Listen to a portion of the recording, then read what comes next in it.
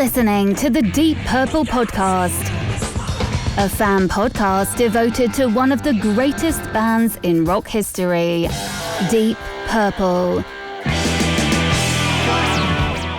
Your hosts, Nate and John, cover their shared history with the band, discover new music together, and cover the farthest reaches of the Deep Purple family tree and beyond.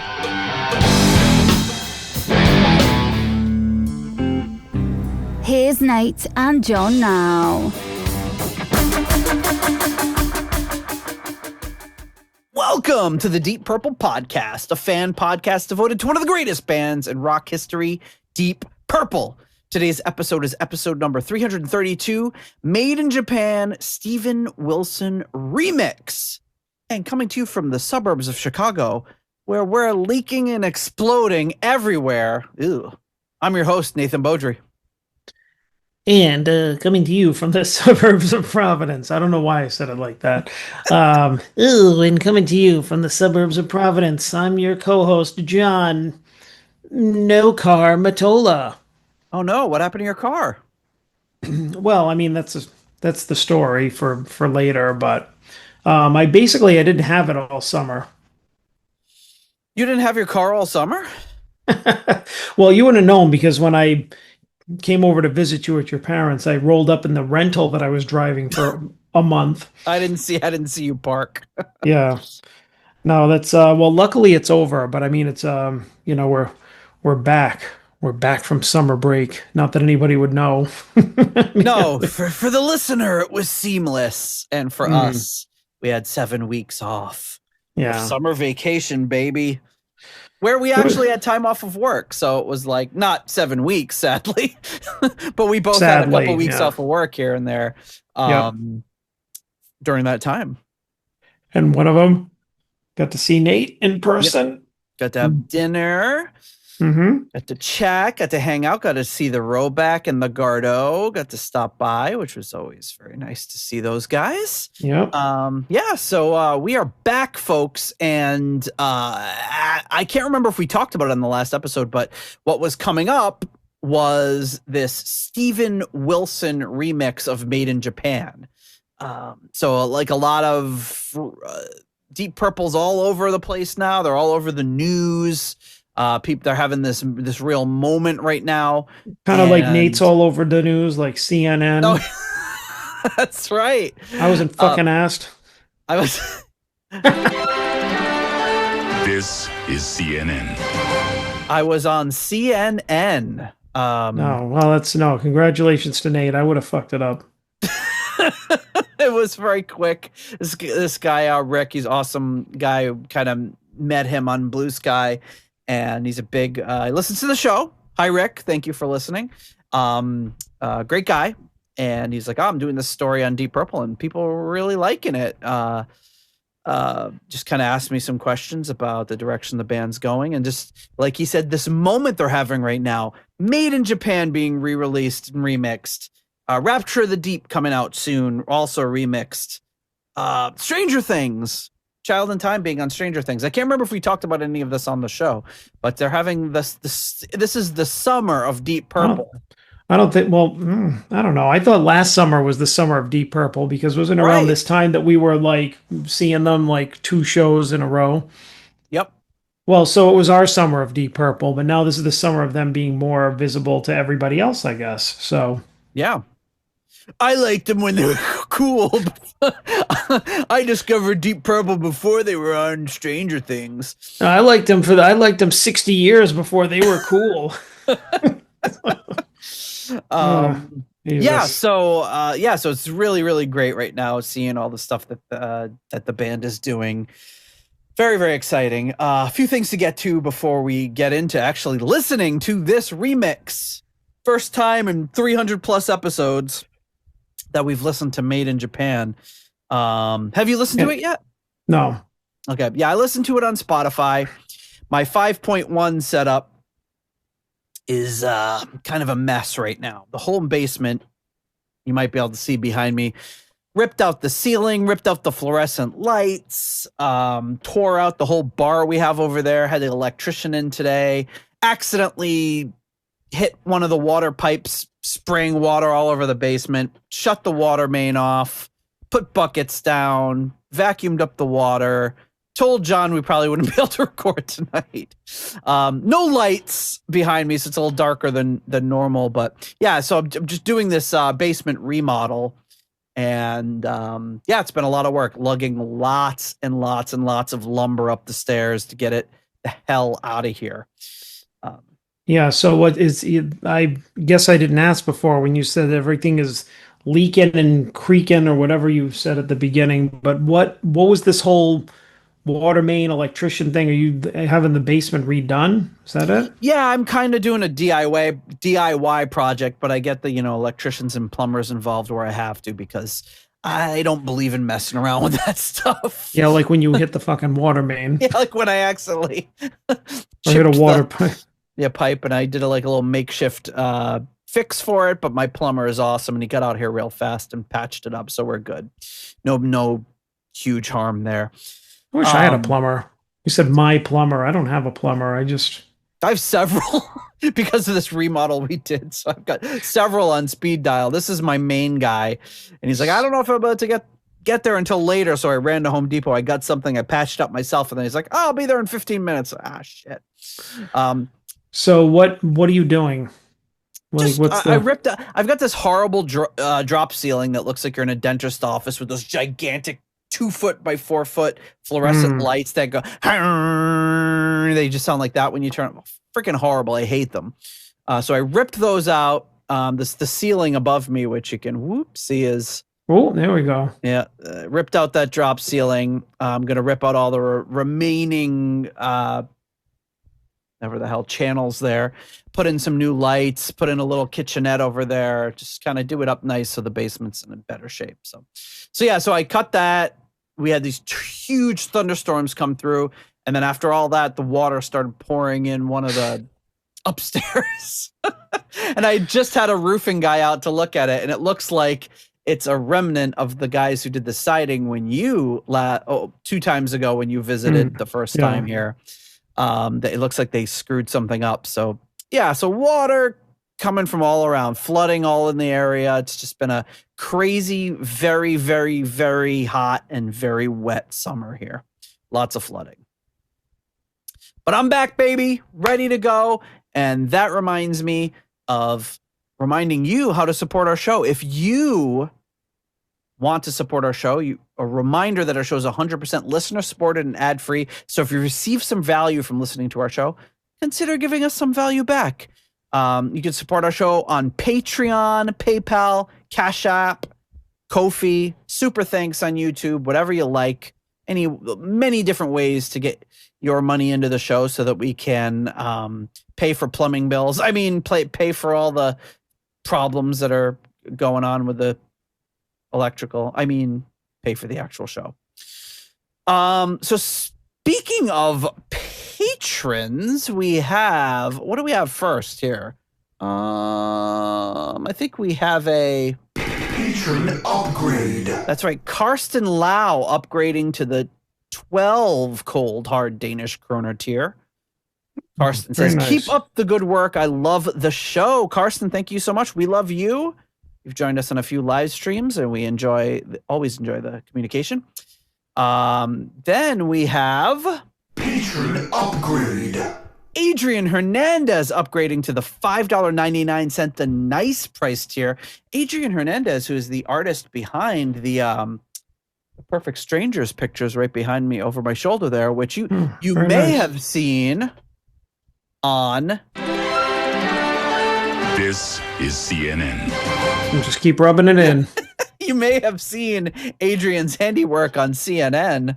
Everyone's asking for where they can get a print of that. So Adrian says, I wanted to upgrade because I truly love the content you guys continue to provide. It is fun to listen to DP fans here in the United States, other than me and my brothers, talk about their legendary albums and everyone else they influenced. Keep up the great work with you and John. Like Richie, I'll continue to look out the window while everyone else gets run over by a car looking at their phones. Maybe Bob Dylan will walk up to me and ask, hey, who the hell are you? have a great rest of summer for you and John. So thank you, Adrian Hernandez. We really appreciate it.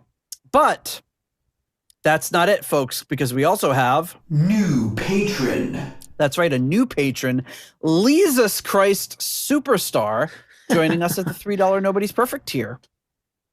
Lisa says, hey, y'all, I'm new around these parts. My name is Lee, and I'm from Ontario, Canada, just like my wife. Around 2 hours northeast of Toronto, kind of between Toronto and Ottawa. Been a Purple fan since around 1985 when the current album Perfect Strangers was a soundtrack in my childhood home. Before that time, Electric Avenue was my jam. I dug in further when I got my Fisher-Price record player in 1986 and inherited my mom's old record collection. Only 3 albums were of interest to me: Machine Head, Shades of Deep Purple, and The Lamb Lies Down on Broadway. I also had Supertramp, Crimes of the Century, and it became a Frisbee after first listening. Oof. Tough sell on that one. Fast forward to last year, and I was looking for a non-true crime podcast to listen to, and my first thought was a music podcast, and my number one band of all time was the first thing I searched for. Took me about 6 months to get caught up, and needless to say, I'm a huge fan. I've learned a ton, and I appreciate the time and effort it must take to produce something so well done. Anyway, enough of me. Thanks for doing what you do. Thanks, Jesus Christ Superstar. Well, it sounds like we've taken the same trajectory there. I remember the little. We got to be around the same age, I would guess. Yeah. Because I remember the Fisher-Price record player and trying to like putting records on that. And I also remember Electric Avenue when it came out. Yes, I remember when that was playing on the radio. My dad was doing like this construction project with his brother, my uncle Sonny, and we were downtown in the town I live in, and me and my cousin were there. I don't know what the hell they were doing. It was right by, you know where Cello's is downtown? Downtown, what, What's here? up? No. Well, Cello's. anyway. No, I don't. I'm trying to think of what you'd know around there, but anyway, not too far from that. That piping place that Pete is obsessed with and sends us pictures of. But anyway, he was doing some work there, and I remember that song came on the radio, and me and my cousin were obsessed with it, and she didn't know what it said, so she called it Trick Bag a Noop, and my dad, to this day, still calls it Trick Bag a Noop. We're gonna rock on to Trick Bag a Noop. So, yeah, great song. That was one of my first, like, musical memories. I loved that tune. So yes, thank you, Jesus Christ, if I may be so bold as to call you that. So speaking of patrons, at the executive level, we have at the in memoriam tier, the wonderful late Gerald, Jerry, Kelly, and family. The $25 Uncommon Man tier, Ovis Knockfee and Purple Maniac. The 20 is plenty tier, we have Alan.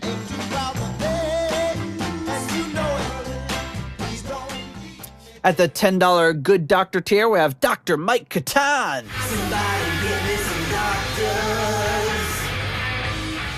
At the Turn It Up to $11 tier, Clay Wambacher, Frank Thiel, Gunn Mortensen, Mikkel Steen, Will Porter, PhDPP, and Michael Don't Call Him Bradford Bagford. At the $10 Someone Came tier, Ryan M., Jeff Bryce, Victor Campos, Better Call Saul Evans.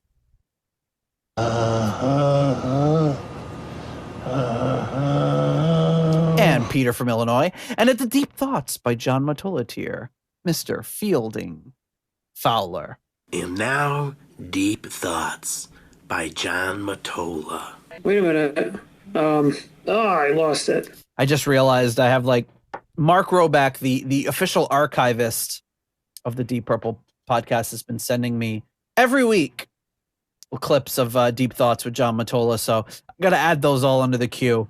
I was going to say, like, at this point, I was expecting a new one, and I got the same old crap. So I'm just as disappointed as everyone else. Well, you're the one generating the crap. But Roback has sent you tons of like clips of me. So I know. I'm slacking. I've already admitted it. What more do you want from me? Come on. It's not like you already got enough on your plate. You need to do more. And then we have the Deep Purple Podcast Hall of Fame, which, of course, features none other than Rich Yangui Shaylo. Who the hell is that? Jorg Planer and Norman Weichelbaum. Thank you so much to all of you for your generous support of the Deep Purple podcast. All right, John, here we are. The next upcoming rankings show, Deep Purple's album, a little album called Burn. Get us your patron rankings by December 1st. If you're a patron, one of the many benefits you get is being able to vote on our album rankings, get to rank all the songs on the album. We have a big live stream to discuss, so get them in if you would like to. And I think before we get into this, geez, it's been a while since we recorded. I think we got to knock out some of these postcards. What do you think? I think we might have to go into part 2 if you'd do that. Where are we right now? Yeah, I know. Okay, well, we'll do a quick one. I can't do them all because, it'll be the whole episode. Here we go. Here we go with Postcards from the Edge of Connecticut. Okay, so I got a lot of stuff here. First off, we've got, I think we can knock out all the rest of the actual proper postcards. La Cité de Carcassonne. Here we go. Dear Nate, Carcassonne is a great place. Awesome medieval ramparts and such. Plus, they are, unbeknownst to me, famous for my favorite dish, cassoulet. Good thing tomorrow is the live stream episode because I won't be in time for it. Raffi Caffey. That's from Raf Caff. Thank you so much. Not to be undone, we have a postcard from Barcelona. This one says, Dear Nate, greetings from Barcelona, where we spend a couple of days before crossing the Pyrenees to France. The podcast makes the airplane bearable. Goodbye, Ralph E. So, okay, this is coming from Ralphie Raffi.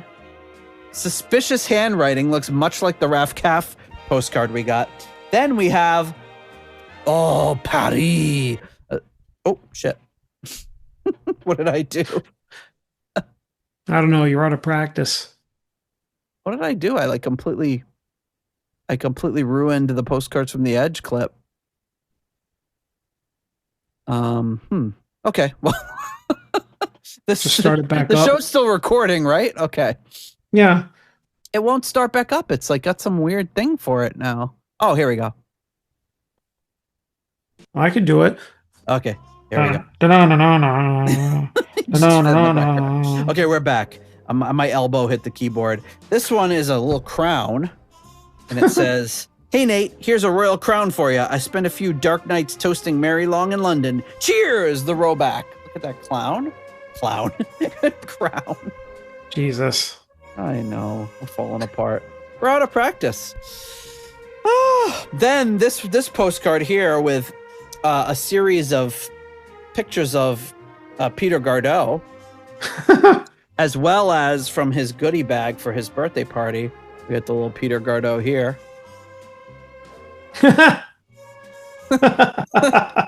So we'll have him take the foreground here, like he's me. Okay, the Gardot, a pictorial history from top to left. Oh, this is from the Roback.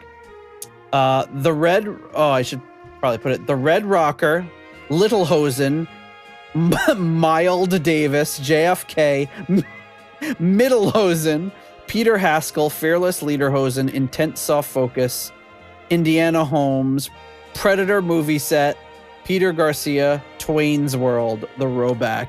So I feel like I have to put that one in the show notes. And then finally, that's crazy. Another one from the famous Windmill of Paris. Everyone knows the Windmill of Paris. Paris. Dear Nate, I could not find a postcard of the Olympia, so the Moulin Rouge will have to do. It's probably a place Ian Gillan would really appreciate, and write another stripper nightclub song about. A biento, Raffi. I don't know. This one I'll save these. This couple packages for the next week. I'll save those. But thank you, everybody. Thank you so much for sending those postcards, our globe-trotting patrons. John, Steve Wilson. This guy comes from out of nowhere. Nobody's ever heard of him. Just kidding. To Mix, made in Japan. Do you know anything about him? No, Do you know the band Porcupine Tree? still no. No, I only know them because people have been like, "You got to check out Porcupine Tree," and I was like, "I Okay. will," and then I don't. But I have to check them out because Stephen Wilson is the founding member of Porcupine Tree. There's this great article I'll put in the show notes where they're talking about how he's remixing all these albums. This is great producer and musician and all this, and they referred to him as a prog rock wunderkind. The guy is almost 60. He's 58, 57. That's almost 60, yeah. A wunderkind. Freaking guy is almost 60 years old. Although admittedly he does look younger than me. Interestingly enough, we have the same birthday. He was born exactly 10 years before me to the day. So me, Stephen Wilson, and Nick Simper all going to be celebrating in a few months, hopefully together, our birthdays. The Deep Purple connection runs deep, folks. It does. It does. So he referred to this project as the equivalent of polishing the Sistine Chapel.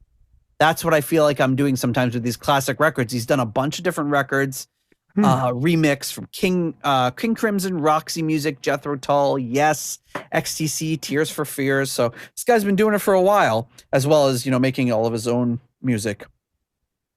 So yeah, he comes out with this. He's like, I'm gonna remix freaking Made in Japan. Try and stop me. People are getting him to remix all this sort of stuff. So I got my Made in Japan box set in.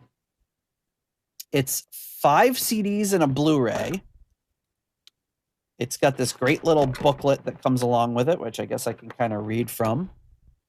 It's got some stuff. They just released some of the videos of people saying great things about the album. It has this little reproduction of the tour program, which looks really weird on video because of the colors. It's the Japanese tour program. Ian Gillan looking hot as pistols in that little, what's that, American? It's like a flag of Texas. I don't know what the hell he's wearing there, but he wears what he wants. He wears what he wants. It's all in Japanese, so I don't know. Got all the pictures of the guys there. Then we've got this Deep Purple poster. I'm going to have to hang this one back a little bit. But Deep Purple poster made in Japan. See that? Nice. A little like the gatefold there. Looks nice. Then we've got the CDs, which is the Steve Wilson remix, The First Night in Osaka, the complete show.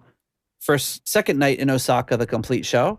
Third night in Tokyo, complete show. And then this one is just all the encores and singles from the episode, as well as a Blu-ray containing Atmos mix of it, which I listened to last year with Machine Head, unable to do so this year with the current state my basement is in. All right, so John, should we kick into Made in Japan Steve Wilson remix? So what makes this remix so different? Well, that's what we have to listen and see.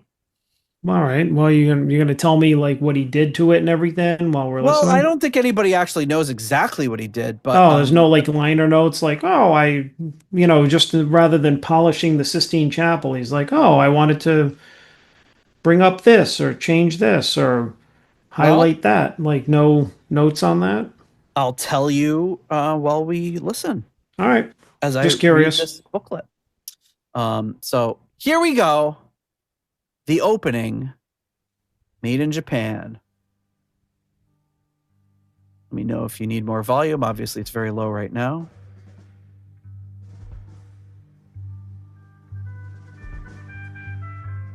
Sounds good. Sounds good. All right. See you next week. In the volume.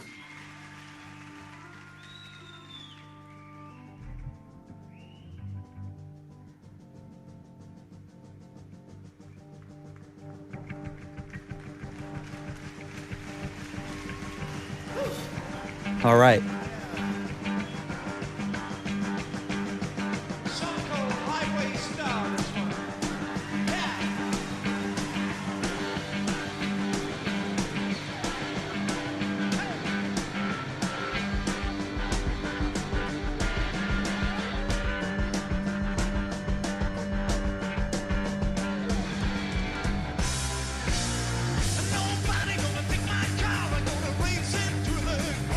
So one of the things I noticed listening to this on Spotify was a lot more Roger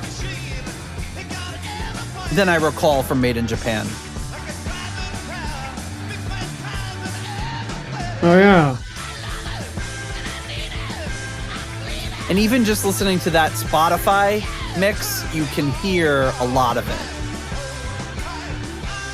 And I'd be interested, because I really enjoyed listening to the Machine Head remix, hearing it in that surround sound and hearing, it just makes things interesting, hearing what's coming from all different directions.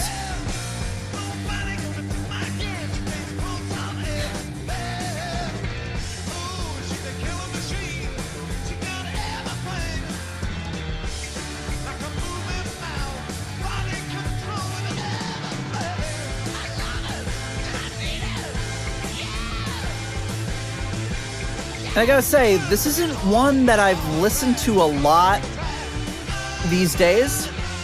And before this coming out, I don't think I'd listened to it since we did the episode on it, which was 6 years ago. No, I don't think I have either. This is one of those albums you know so well and you've heard so many times that you don't necessarily feel you have to. Well, I feel like all the instruments are clearly defined here in their respective channels. I mean, that's pretty apparent. You definitely hear Roger. Gillan is a little low in the mix, I think. That's my experience right now. Here we go. Steven Wilson on remixing Made in Japan. He says, I was mainly surprised how it was recorded so economically on only 8-track analog tape. The channels are assigned to stereo, drums, mono bass, mono guitar, mono organ, mono lead vocal. And then Ian Gillan's vocal mic also has the congas on it, which we'll have to listen for, because I've heard some people saying you can't really hear the congas on the original, but on this one, he kind of brings them up.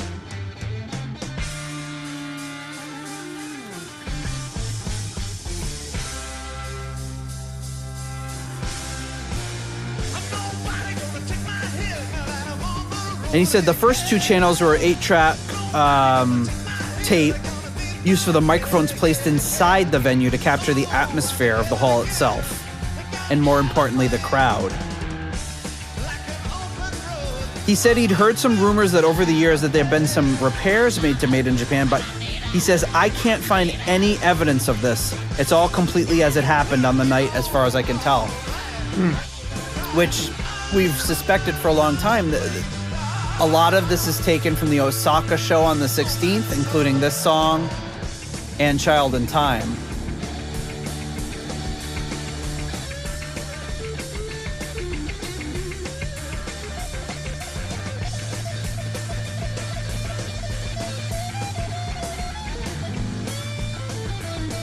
So John's over there in the right channel, and Richie's pretty hard pan to the left here. Yeah.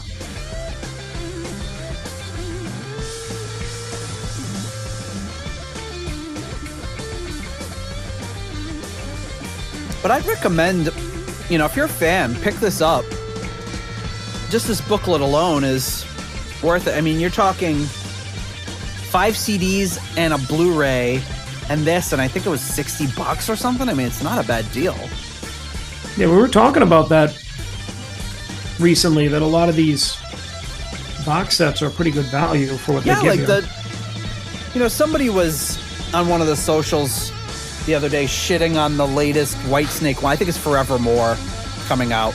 This is a recent album, and I don't want to pay for shit. They're trying to fleece us or whatever. Like, you don't have to buy it. But as a fan, if you really love a band and love an album, who wouldn't want to have a box set like this of it? All 3 nights, complete performances, a remix, a Blu-ray in surround sound, even if you don't have a setup for that, maybe one day you will, plus a booklet, a poster, a reproduction of the tour program from the time from Japan. I mean, why not? again, I wouldn't buy this if it was an album you're not crazy about, but if this is a band you love and an album you love, everyone's always looking for a way to celebrate and re-experience something that they really love, like this album.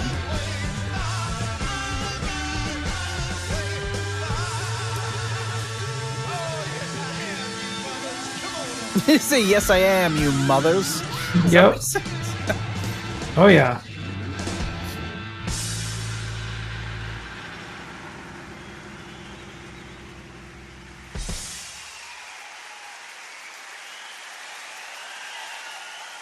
Very polite applause. So now, this is interesting because this is obviously this is the way the album goes. But the set list of the show for all 3 nights was Highway Star, then Smoke on the Water, then Child in Time. Smoke on the Water number 2, huh? Yeah. And then the first night in Osaka, the encores were Black Knight and Speed King. The second night, the encores were Black Knight and Lucille. And then the final night in Tokyo, Black Knight and Speed King again. Yeah, I'd like to mix it up. And that is included on this encore disc, which is really cool, is hearing, it's like you're hearing Made in Japan, but you get to hear, oh, wow, what if they did Speed King? Because they did. You get to hear it. And I don't think they had released that until 2014, the actual Speed King version, but it's released here again. You get to hear it in this same setting.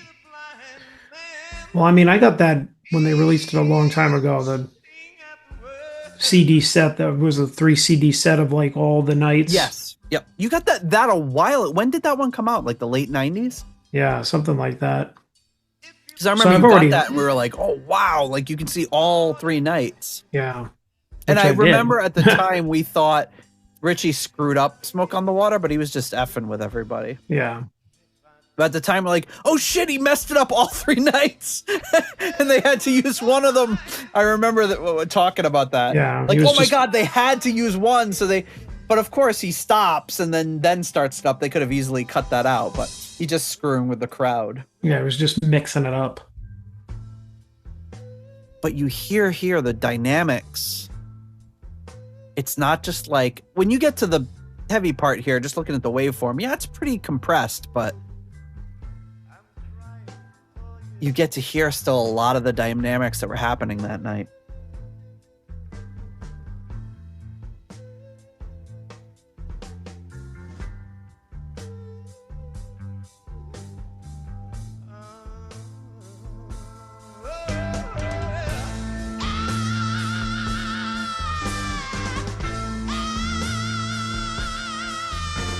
And I think for a lot of people, this is the definitive version of Child in Time.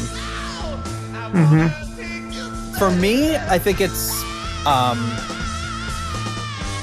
Live in Denmark. Just because of seeing that video when we were younger. Oh, yeah. But this is still an impossible song to top live.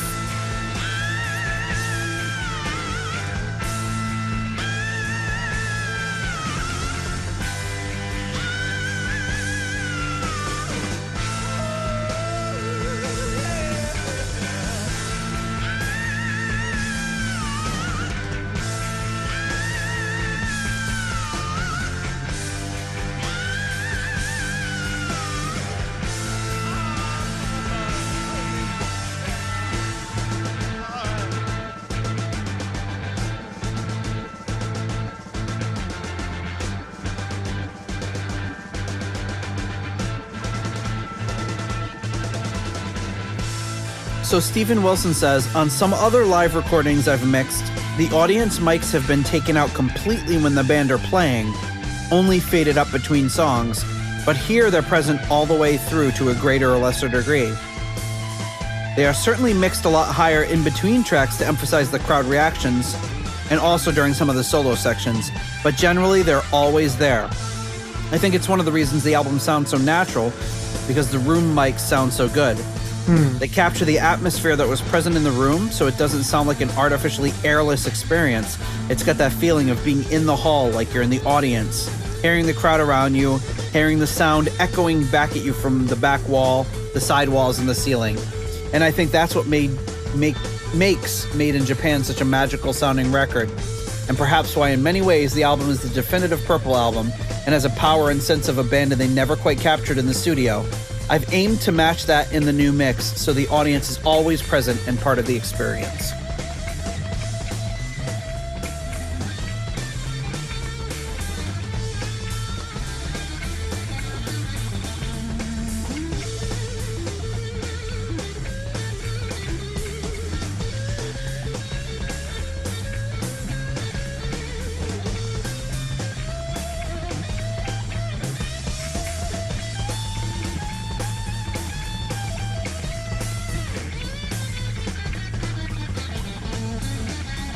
I think you can hear the rhythm section really, really well. Yeah, they're coming through great.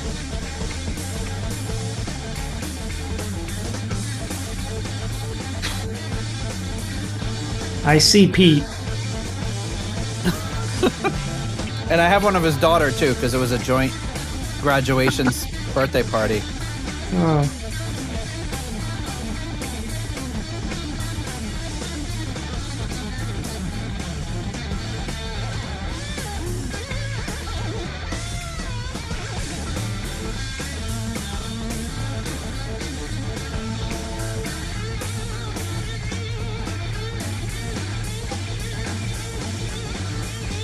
So I'm glad this came out because I feel like we kind of glossed over Made in Japan on our original run. Nah. Like, I think we skipped through Space Trucking because it was too long. Oh, we might have. I'm like, yeah, it's a good opportunity to thank the patrons.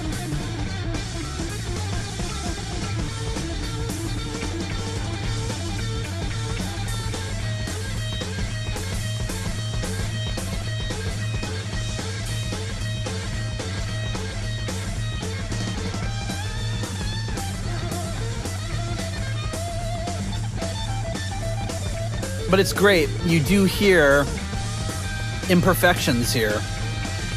Yeah, that's the thing that...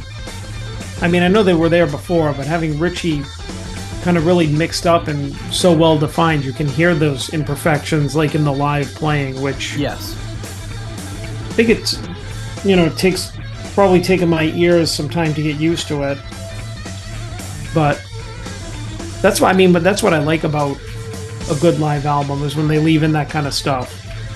I mean, even as far back as this, like, bands were, you know, getting rid of that kind of stuff. Yeah.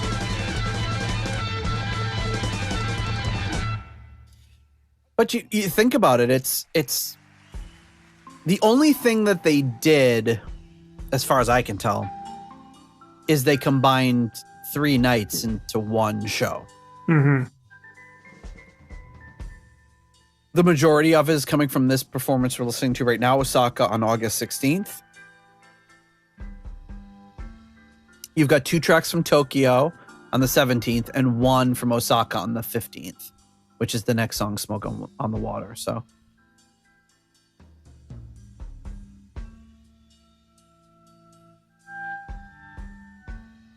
but hear how, you know, the audience is mixed in here, but they're silent.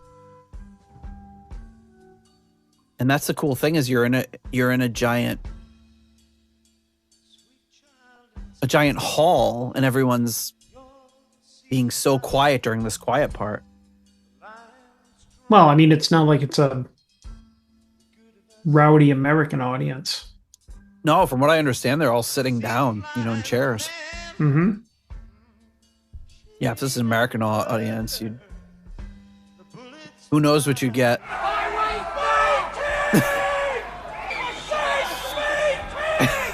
You could be getting that during the quiet part of Child in Time. Yep, that's what it would sound like. Or just requesting like the most ridiculous songs that you know they're not going to play. Play Mad Dog! Well, it hadn't been released yet. Mad Dog. What's that? Random.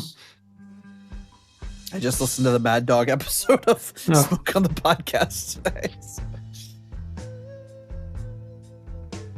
That's why. It's like, we will in about 15 years.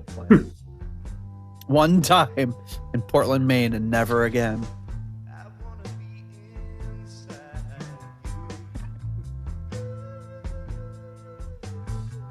Listen to the bass. You can hear his fingers sliding across the frets.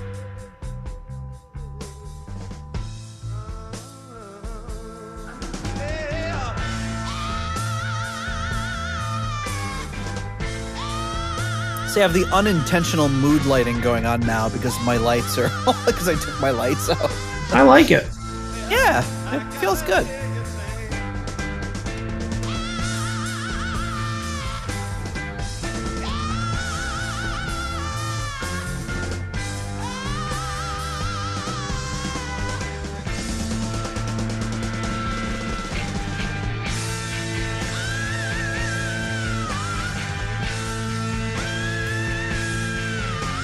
The song just never ceases to get me every time. Now on Stranger Things.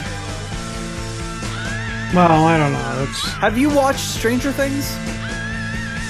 Oh yeah, I was a huge fan when it I first haven't- came out. Watched any of it? I think this build up is kind of like, I don't know, I feel like I'm kind of over it. Well, because I mean it had its moment, Yeah.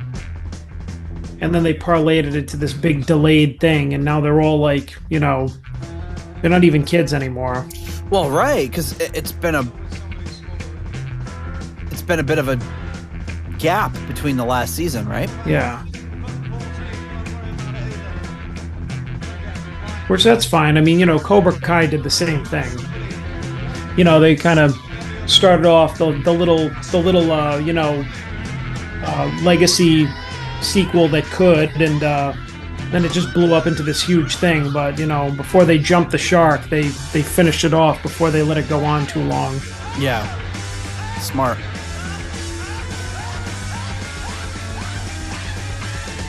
I like how you can really hear Roger in the mix. I'd say on this first one. listen, that is my most noticeable thing is Roger seems like the separation between all the instruments seems just everything Yeah. seems so defined. Which is good. I think Richie might be the only one that doesn't benefit just because, you know, you can hear all of his mistakes. Here's Right. a song which is also from the last album. It tells the story of how we recorded it and what went wrong when we did it. Happened in Switzerland. The song's thing called Smoke on the Water. And people, even though it tells the story, people are never going to stop asking us what the story is.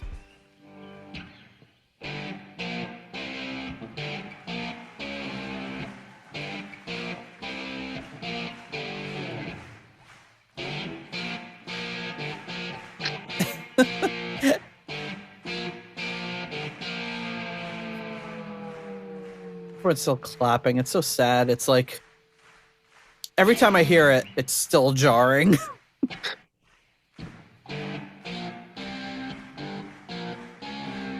So remember when we heard the original, we were like, wow, why did they leave that in when he messed up? And then when you got that set we were talking about earlier, we listened to all 3 nights, like, he messed it up every night. They had to pick one of them because he messed up every night. We were just, before we realized Richie's always screwing with people. Yeah.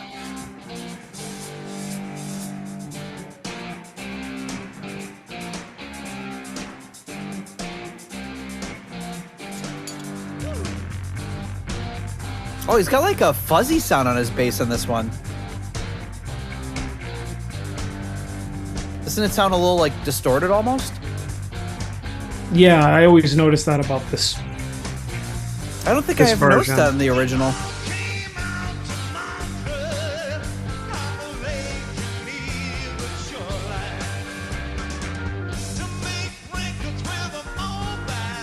So let's see, what else do we have here?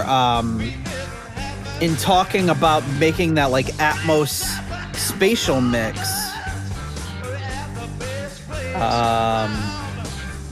Stephen Wilson says, my goal is always to be as faithful as I possibly can to the original mix. And if it's a classic album from the past, avoid trying to modernize it in any way, aside from finding a little more clarity where possible. Once this is done, I feel I have matched all the levels, equalization, stereo positioning, reverbs, and any other effects on the original mix. Then and only then do I start to break the track out into spatial audio.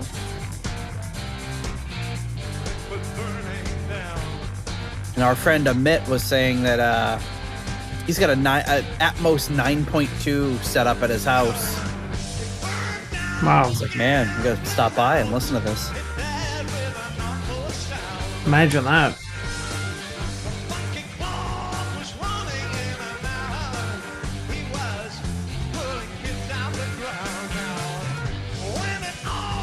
He says, in terms of creating a spatial audio mix, there wasn't a massive amount I could do with only 6 channels of band and 2 channels of audience.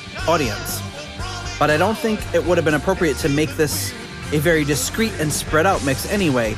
Deep Purple is essentially a rock and roll band, and it's a very symbiotic thing when you're listening to musicians with such a telepathic connection, honed from years of playing every night together.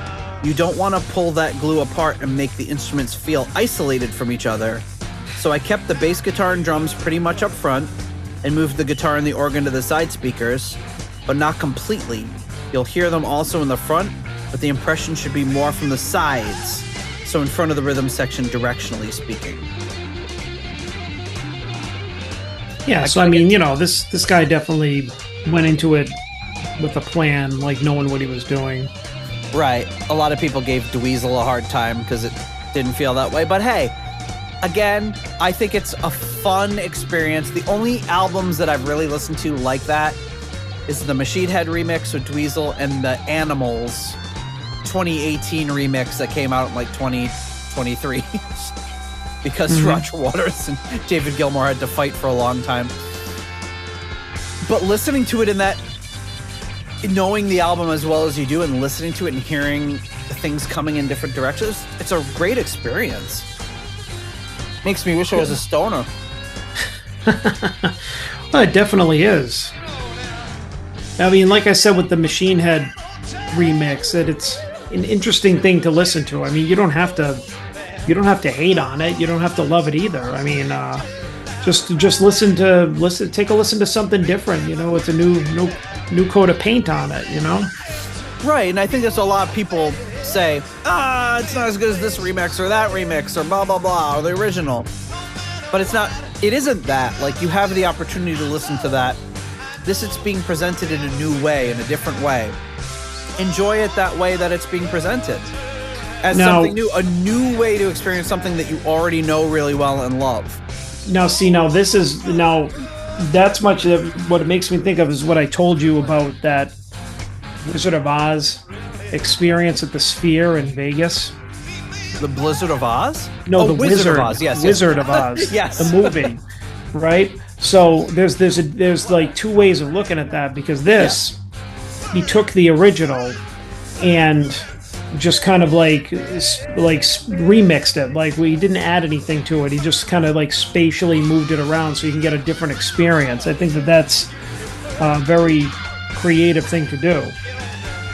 As opposed to the Wizard of Oz movie experience, where they let AI fill in a lot of the background, which a lot of people have said that it's unnecessary and looks like a Windows desktop. It really does. I've seen things of it. I haven't seen it. Oh, it's just look it up. Just look up videos of like people talking about it, and it's already happening. It's pretty hideous. Yeah. I saw some. It might have been like The Onion or something saying like, you know, they went to see it and like off screen the witch is just like wandering around doing crazy things because it's AI, but. Well, one of my favorite things about that is that, like, when they're inside of the farmhouse at the beginning, you've seen it, right? I've seen the Wizard of Oz, yes. I'm just making sure. I don't know. I mean, you could be Gardeau. It's not I've never Gardeau. seen it. Never saw it. I don't want to take it for instance, but for granted. But when they're inside the farmhouse, like at the beginning or at the end, whatever, when they're talking, and it's like they zoom out, so the original picture is here, like this little thing, and then the rest of it's all filled in AI, and they show like they're showing the ceiling, and they're showing these wooden beams and everything, and you're like, oh wow, you mean to tell me that this broke ass family in Kansas had this like post and beam house that looks like it's out of Home and Garden and everything? It's just, it looks so unbelievable. It's so bad. Yeah, it's farmhouse style. But the point being is that there's a big difference between a new experience that way and a new experience this way. Yes. And I like that he was using what we already had and enhanced it naturally. Yeah, not using AI to create new things. So, right, which would have been hideous. Years ago, I took a group from work to Kalamazoo for like a little work trip. We went to Kalamazoo and then we went to Detroit and then we came back, which is actually what we did recently, my family, which is odd. But outside Kalamazoo, Bell's Brewery, great brewery. Outside they have like a little area where you can sit and drink. It's outside, it's beautiful. And they were playing movies. And they were just finishing up like Purple Rain, but they didn't have any.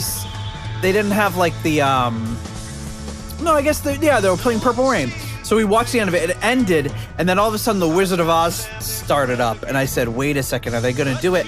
And sure enough, they synced it up with Dark Side of the Moon. Did that whole thing. But one of the guys we were with didn't grow up in America, and he'd never seen the movie. So it was so funny, like trying to explain to him what was going on in the Wizard of Oz. Jesus. Because he's like, wait, what is this? Why are they there? It's like, you don't know any of this? So we were all like taking turns explaining to him what was happening in the Wizard of Oz. But again, there's another experience. If you love Dark Side of the Moon and you love Wizard of Oz, you watch them together. It's a cool experience. I don't buy, people are like, oh yeah, they wrote the album specifically for that reason. No, they didn't. That's bullshit. But it is cool to watch it. You know the album super well, you know the movie super well, and to watch that experience is great.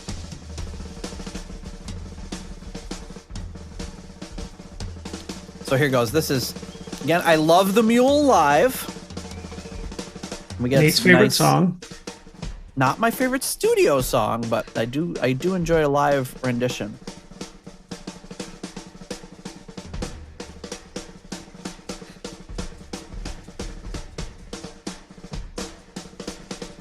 They did this for a while with Pacey doing drums. I wonder how long they kept that up. Time to look it up. I don't know, till he was like, I'm too old for this shit. I picked the wrong day to stop smoking.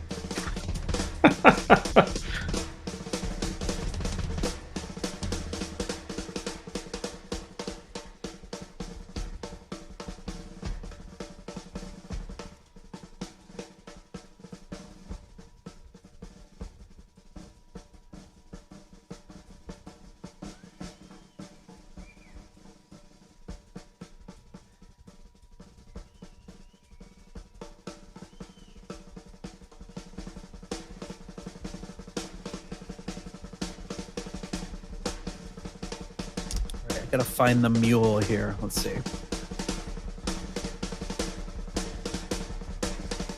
Played 272 times live.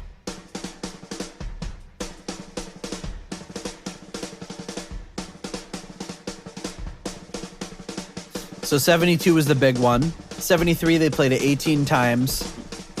And then one time it's listed in 76. That's gotta be No, it's gotta be wrong. They probably played like a little snippet from it. No, they played the whole mule. Get out of here. January. What, Mark IV? Yeah. Get out of here. According to this, they played the mule. What's this? Setlist.fm. I don't know. Yeah, they make mistakes, but it says Hershey Park Arena, Hershey, Pennsylvania, January 27th, 1976. I need audio confirmation on Yeah, that. we're going to have to look into that.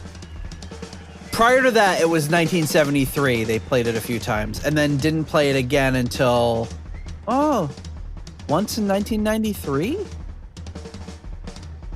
Let's see. Well, that I would believe more than 76. In Stuttgart, it says just a snippet. Okay, that I believe. And then they brought it back in 2011.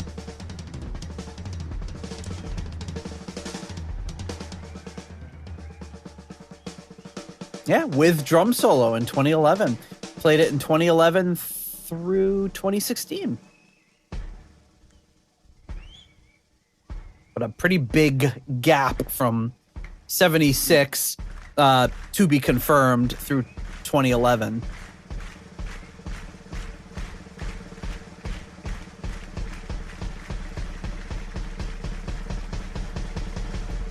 I always wonder if that would annoy Pacey. People clapping along. No, I don't need that. They're going to do it anyway. How do you feel about that? Clapping along at shows. I mean, sometimes they ask you to. They do one of these, you know? I don't know. I think it's kind of dumb. Have you seen the Harry Connick Jr. one where the audience starts clapping and they're like out of time? So he throws in like a little extra measure and he does like one bar of 5/4 and then brings it back so that the audience is in time. It's pretty amazing. No.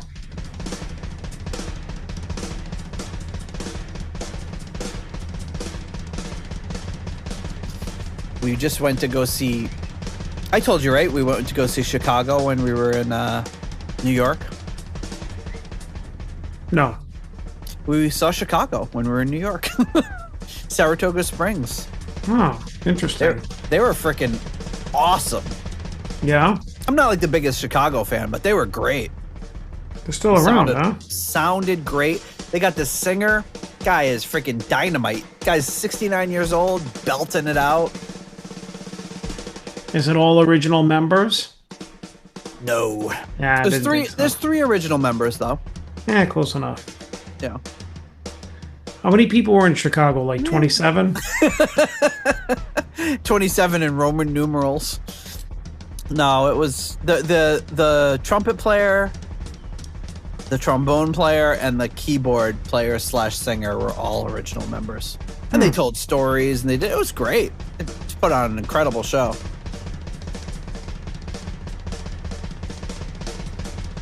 How'd you come across that?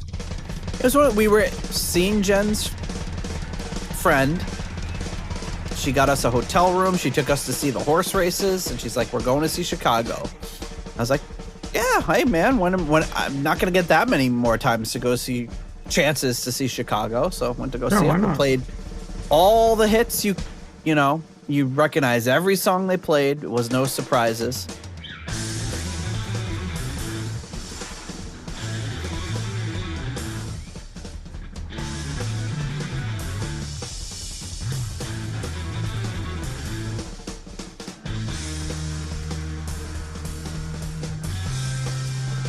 But my son was obsessed because he thought the saxophone player looked like Arnold Schwarzenegger. And he kind of did. He was wearing like a leather jacket.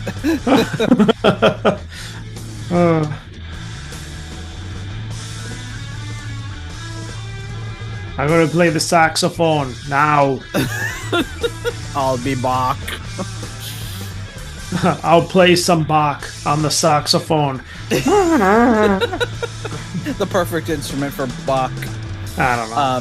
So Stephen Wilson says, he says, yes, Richie Blackmore is on the left in the mix and John Lord is on the right, which is kind of the opposite to the way they'd be from the audience perspective on the stage. But how Ian Pace would have heard them. Ian Gillan singing is mainly in the center speaker, but again, to maintain the feeling of the band being a singular entity, I also have him bleeding out into the sides too. No one should feel lonely or isolated from the rest of the band, but at the same time, there is more of a feeling of each instrument having its own space and coming from a slightly different direction. The crowd noise is predominantly in the back speakers, as if you were standing near the stage and your senses would be that the crowd were behind you.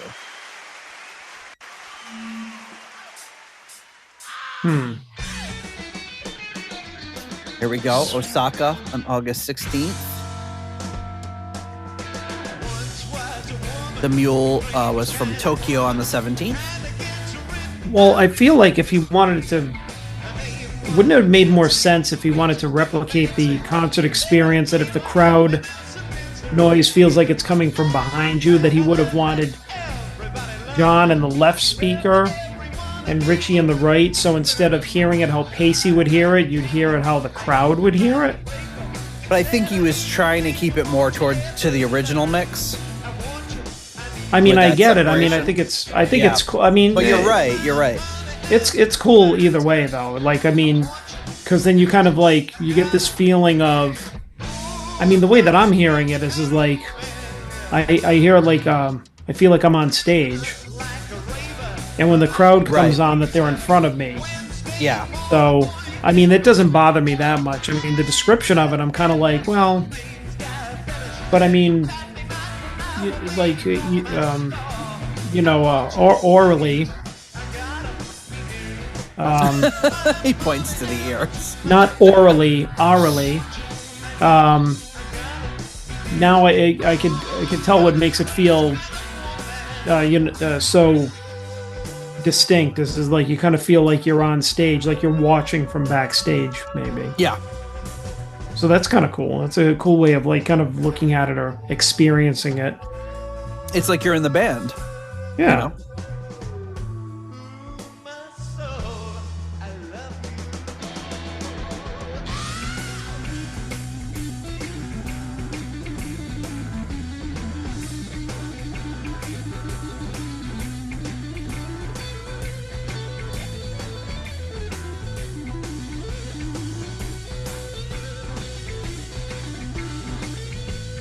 Richie's really got that like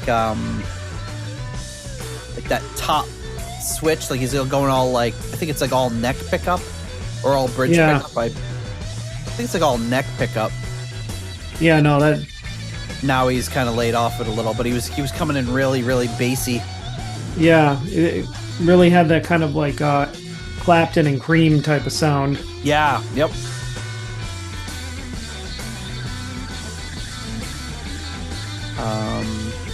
So Steven Wilson goes on to say some artificial reverb was added to the original mix, which I've matched and placed mainly in the elevated speakers in the Atmos mix.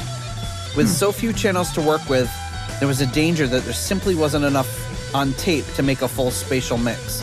But this extra reverb really helps to bring those speakers above the listener's head into play. You will also hear those height speakers active during the wacky sound design moments where Richie and John are making the more abstract sounds. I do get a little bit more creative in those parts. The instruments move around and above the listener's head. My buddy Chris has a Atmos mixing studio. Oh. I've tried to get him on the show, but he says he's terrible on podcasts.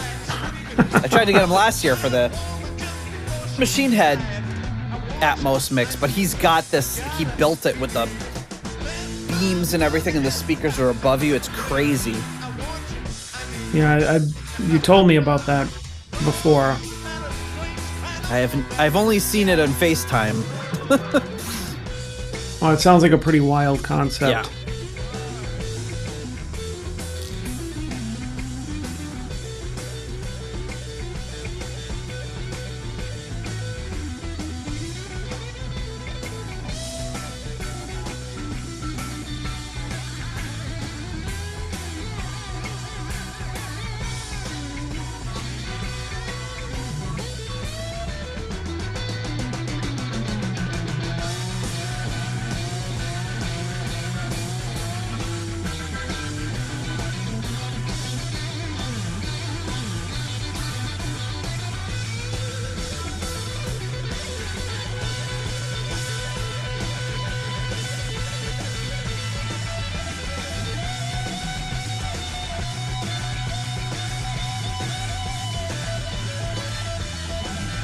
I saw a post somewhere where someone was shitting on this song.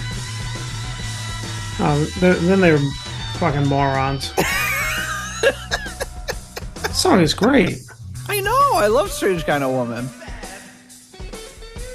Why? What do they have to say about it? I don't know. They were like, I don't like it. And piss Very off. specific. I don't like it. I don't like it. All right, nobody cares. Go tell somebody. Don't tell anybody, actually. We don't want to hear it. Keep your fucking mouth shut.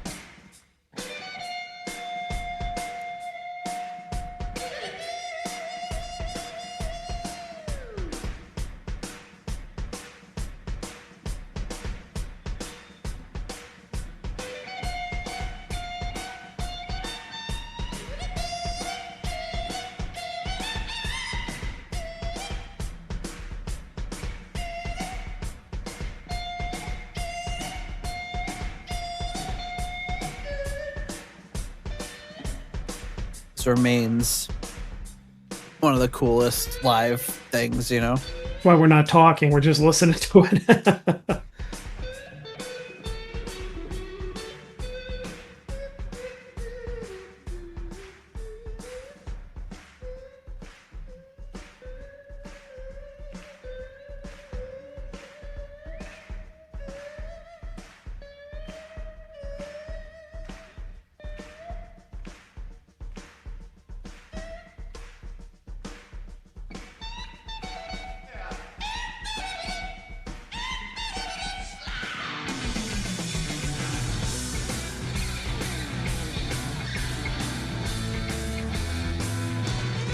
So Steven Wilson's final little thing here in the booklet is, my goal was really to create the surround mixes as the original stereo mix is hard to beat.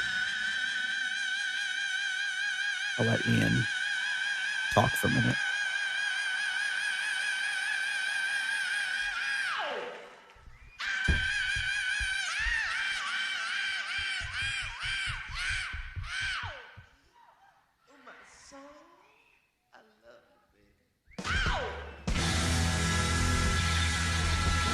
He says the new stereo mix is another take on it, albeit one that is faithful to the original. A step along the way is creating the 5.1 and Atmos mixes. In the case of the latter, it's a question of spreading the elements out around the listener without losing the fire and directness that makes this one of the greatest live records of all time. Right. Hopefully it makes it feel even more like you're there. A new experience of something that will be instantly familiar.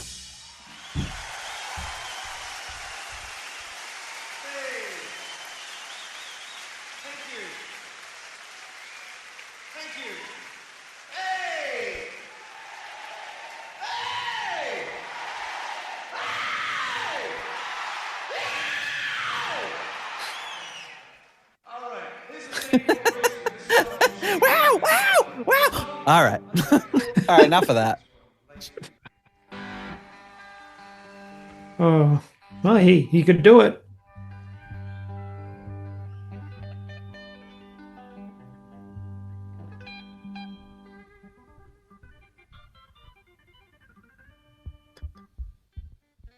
That was like an old go-to for me from Richie. Was like, Yeah. I would always do that because it was the coolest thing I'd ever heard. Yeah. But that's a great thing, is treating this like, you're putting a new spin on something that's both familiar, but a new way to experience it. I wish more people would just accept that for what it is, Mm-hmm. and understand that the originals are there for you whenever you want them.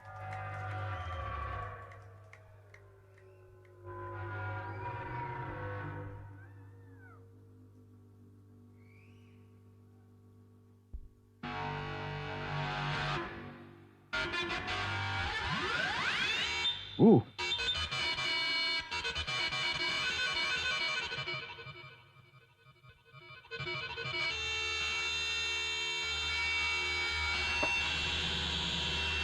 All right, so there's a lot of quotes from famous musicians in here.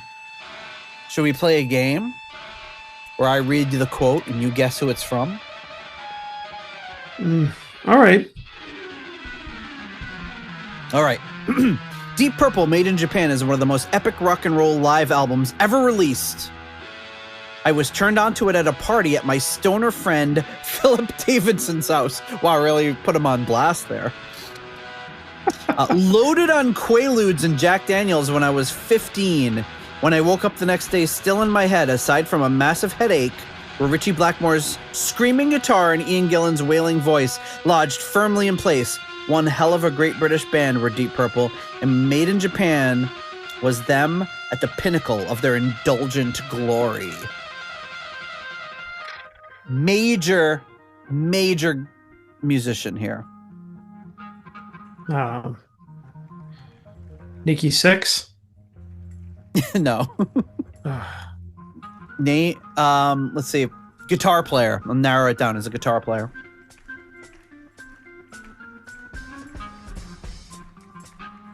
I don't know. When I hear like Quaaludes and shit, I'm like, I don't know. Maybe it was somebody from Nikki Motley Sixx. Crue. Okay, so the guitar player, he's in a band that's named after a different guitar player. He has a one-word name.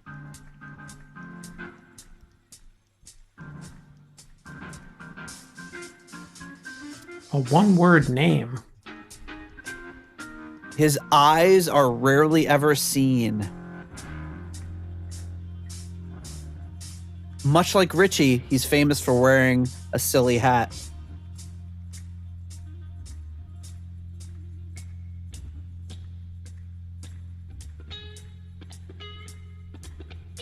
I don't know.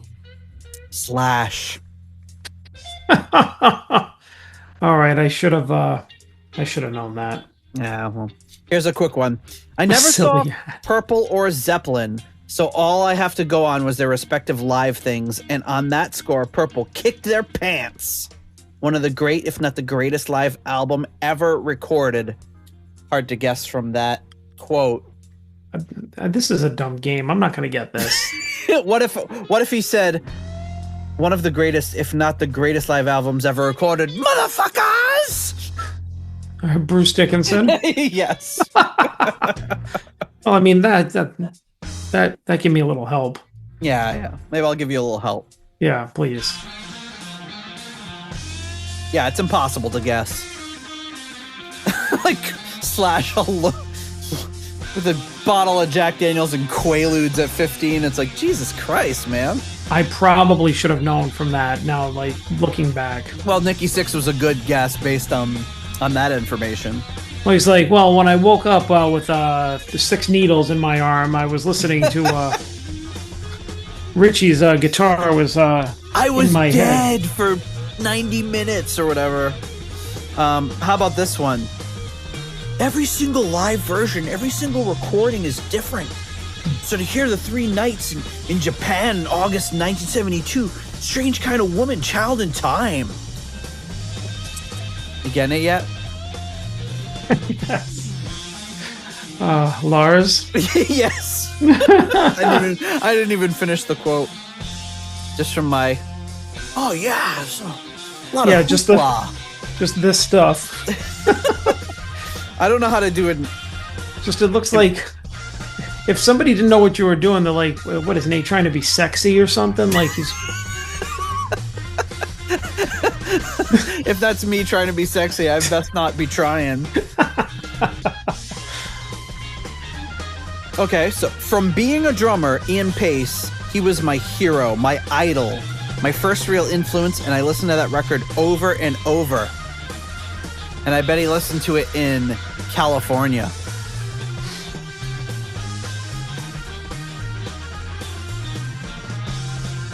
While looking like Will Ferrell. Oh, I know whoever that guy is.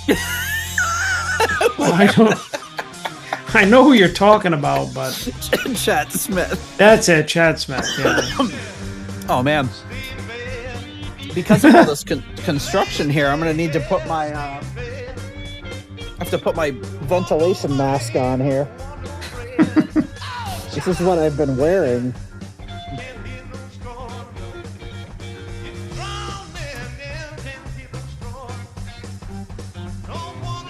All right, this one is not somebody you would get.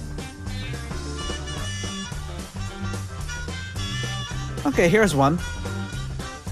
This is the album that changed everything for me. It made me want to play guitar and also join a band. I saw the gig at the Brixton Sundown earlier in the same tour, and that was my first ever rock show, but really Made in Japan altered my life. Another guitar player. Rarely wears a shirt. Phil Collin. Yes! Oh, wow. That was easy. Good one. Ugh, David Frick from Rolling Stone. I'm not even going to read that one. Oh, God, this one's like a freaking manifesto. I can't read all that. Don't. I won't. Don't. Just listen to Lazy.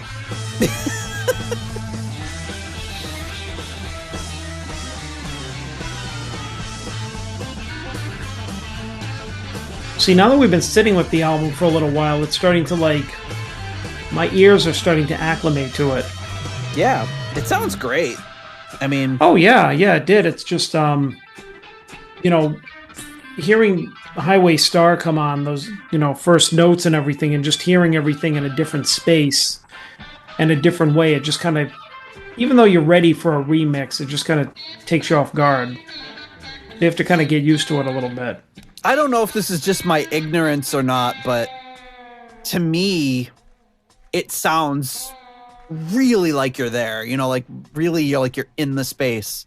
Mm. And I feel like on the original, that's true too, but here I feel like I feel it a little more. Well, because of the Sonics. Is the Steven Wilson guy top flight as far as I'm concerned? People have been telling me for years I gotta check out Porcupine Tree. Gotta check him out.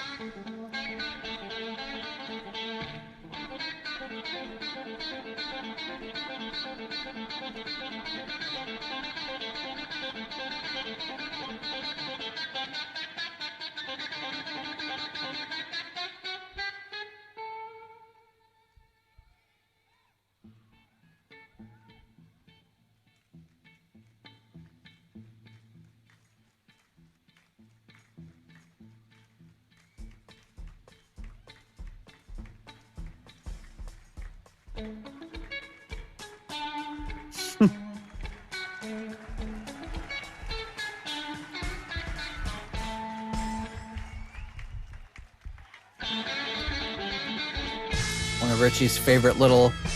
What is that little musical passage? He puts it... he's been using that since the very, very early Mark II days.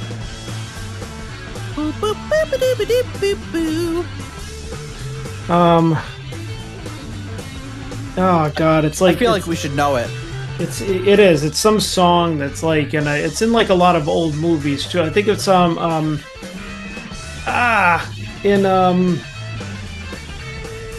shit. What's that Christmas movie? It's a Wonderful Life. Really? Buffalo gal, won't you come out tonight? Come out is that what tonight. it is? There you go. See?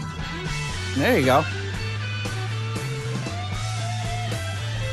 This So is I'm why sure a John very- is pulling his weight, folks. Very popular record at the time. Very popular with all those young kids. In the 30s.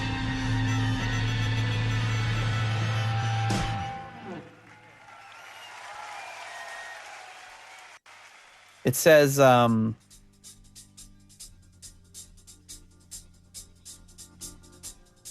it's by Malcolm McLaren, the world's famous Supreme team. No, it's 1983. Nope. Gonna go back. Yeah, a little further than Gonna go that. back a little bit. It's a traditional American song published by Lovely Fan in 1844. Oh, by a blackface minstrel. Ooh.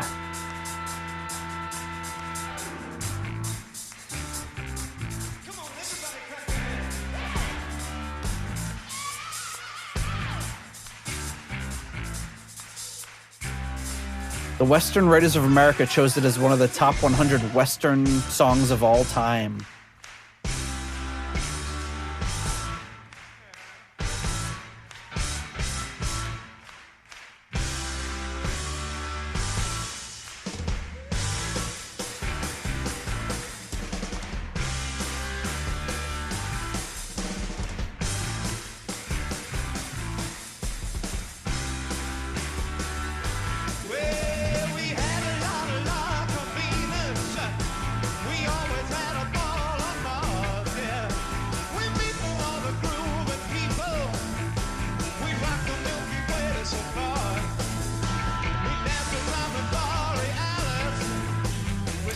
So do you remember the recent episode of what?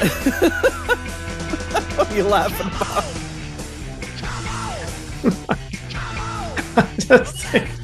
I'm just thinking about the lyrics Oh, to this song, and no, it's because you've told the story about how they just came up with these crazy lyrics, about space trucking and outer space or whatever, and when I I don't know if I told this story before.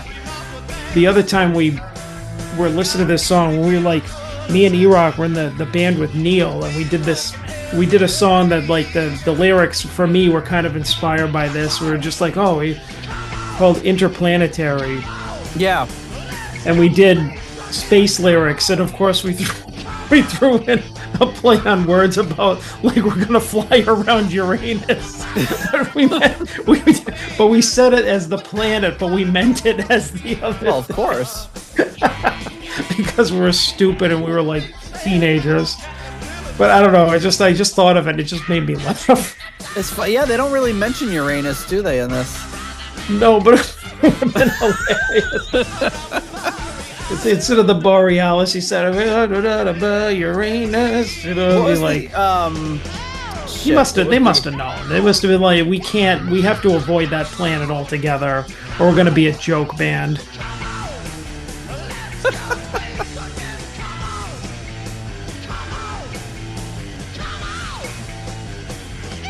Oh, that joke about what do the Starship Enterprise and toilet paper have in common? They both travel around Uranus looking for Klingons.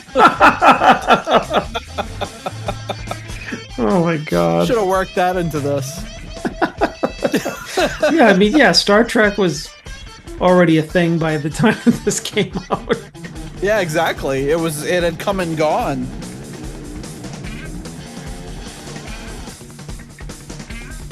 Ooh. Oh, we're getting some good audio here on this.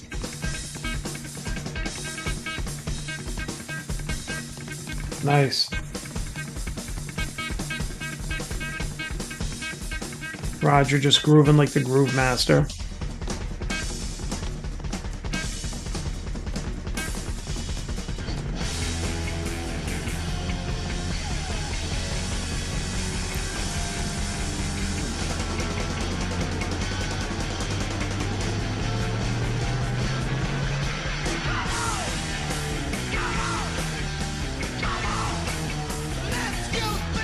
And that's great because the first, although I feel like he didn't do it in the most recent shows we've seen them, but the shows that we saw a few years ago, they're really bringing back Roger working in a bass solo here. Yeah.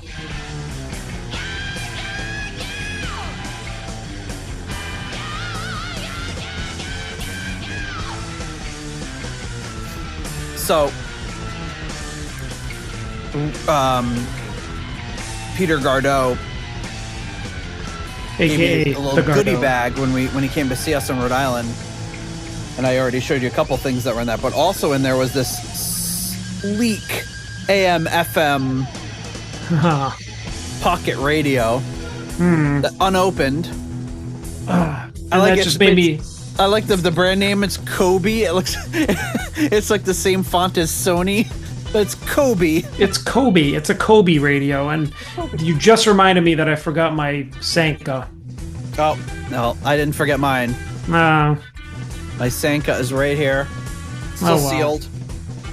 It would have been perfect right on this little ledge where my monitor is. Oh, it's decaf Sanka.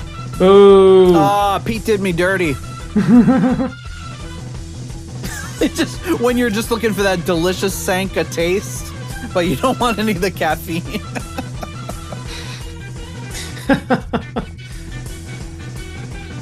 I'm sure that's not the last that we'll hear of that. Pete will hear this and he'll have one on deck for me the next time Yeah, we see he'll send him. us a caffeine one.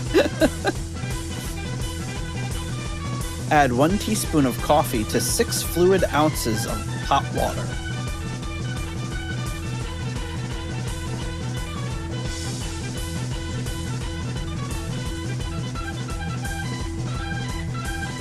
Now talk about a bunch of bullshit. Since 1923, Sanka has been custom roasted for the inviting aroma and smooth taste of coffee without all the caffeine. Was Sanka just always caffeine free? I don't know. I don't know.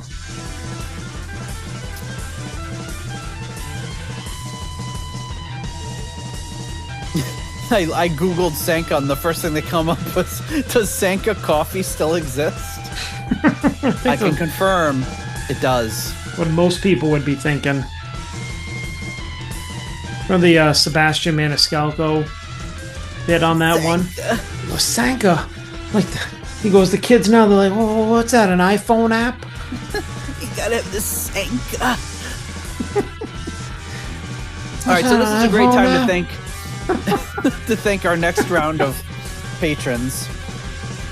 All right. And of course, that is our core level patrons. At the $6.99 new nice price tier, we have Spike the Rock Cat's Ghost and Sugar Tea. At the episode $6.66 tier, we have Steve Coldwell, Arthur Smith, Getting support from the patron Arthur Smith. Anton Glaving, Pain in the glaving! and Charles Meadows. At the $6.65 Almost Evil tier, we have Kenny Wymore and Richie Sexsmith. At the 70 Norwegian Kroner tier, we have Kai Runa, Yes I'm Norwegian Olsen.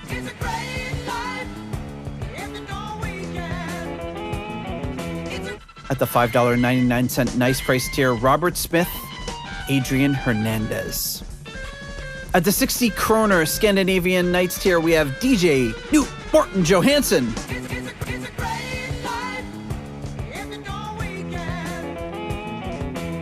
At the €5.50 tier, we have Merline Rota. At the £4 tier, Duncan Leask. Smoke on the water, fire in the sky. At the $5 money lender tier, John Convery, German Heindel, Jesper Alman, Alexei the Perfect Stranger Slepikoff, Kev Roberts, Scott Zerns, Cynthia Doobie, Raf Calf, My Czechoslovakian is not so good. Coyote Bongwater, John Maselli,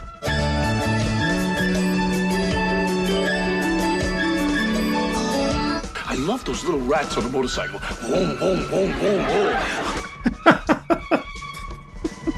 What a clown. Sarah Sanders. No, Kelly Clarkson! Jelly Bean. Evan Robeson. Purple Swede. Sweet. Sweet, sweet, sweet, sweet, sweet, sweet, sweet, sweet. And as he says, I ain't a rich man, and I ain't your friend rich either. Ralphie Smith.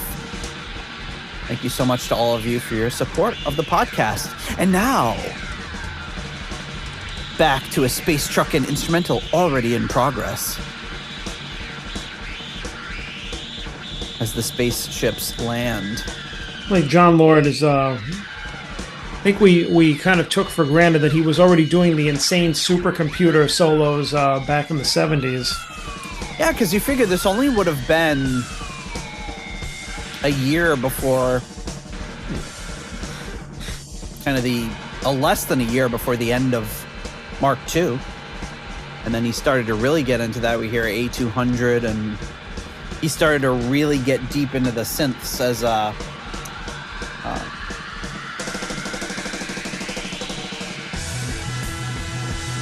Ovis Nakvi's been sending me lots of information about John Lord's synths. Nice. More to come.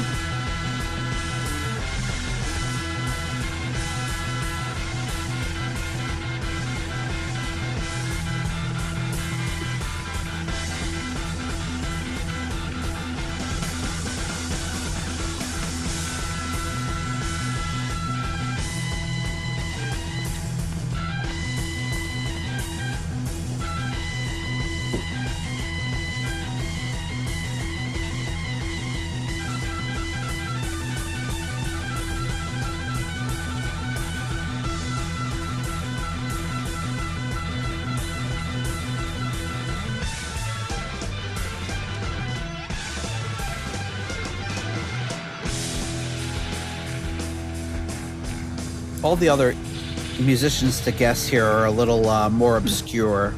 Yeah.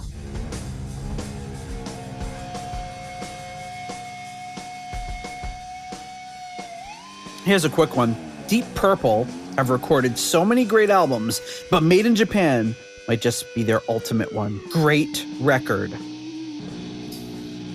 Trying to think of how I could give you a hint for this one. I don't think you can. It's Tommy Shaw from Styx. How about my favorite album, Adolf Hitler? Oh, Jerusalem throwback.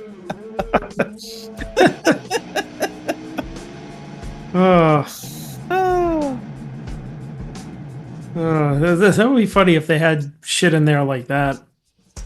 Well, it would be a little out of character considering this just came out, all of these quotes.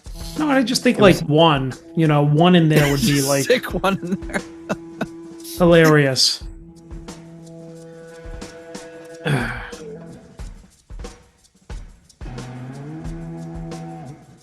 Here's one from somebody in the extended family. Hearing In Rock for the first time had a big impact on the teenage band that my friends and I had at the time. We must have butchered at least 4 songs from that album and had the illusion that we were doing pretty well until Made in Japan came out. The musicianship, dynamics, and energy on that album kicked us in the nuts like Mike Tyson on speed. Whoa. And made us realize that we weren't nearly as good as we thought. A rude awakening indeed. Somebody from the extended family. I know that doesn't really narrow it down that much. Nope. Let's say somebody in the Whitesnake branch of the family. John Sykes? Nope. Good guess, though. Rudy Sarzo. Nope. You're right. It's a former Whitesnake guitarist who is Vivian still with Campbell. us. Vivian? Nope.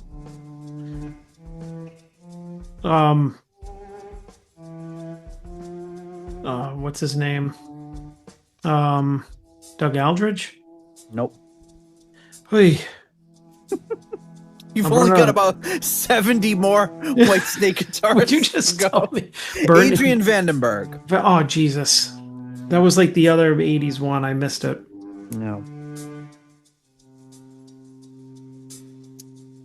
What else we got here?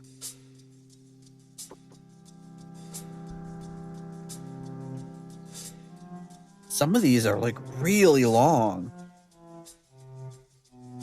Well, I mean, the importance of the album can't be understated. I know, but it's like, like you've got, here's one from, I'm just going to tell you, Biff from Saxon. I would have never guessed that one. I don't know, Biff. Biff from Saxon? You want to Right. be rich, don't you? I don't know Biff from Saxon. This was the definitive live album of the 1970s, made in Japan.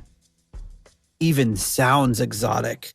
Is a masterclass in playing and recording. It changed my life. Lita Ford has like a 9-paragraph essay. I'm not going to read that one. Christ. Who else do we got?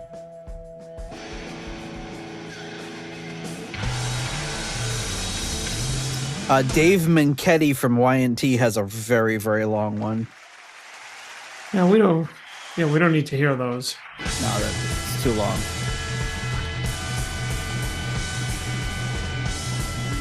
Alex Skolnick has an entire page in this booklet. Christ. Here's one. Joey Tempest from Europe. The secret of the long-lived success of this album lies in the musicianship, the playfulness, and the attitude of these fellows, together with some of the best hard rock songs ever written.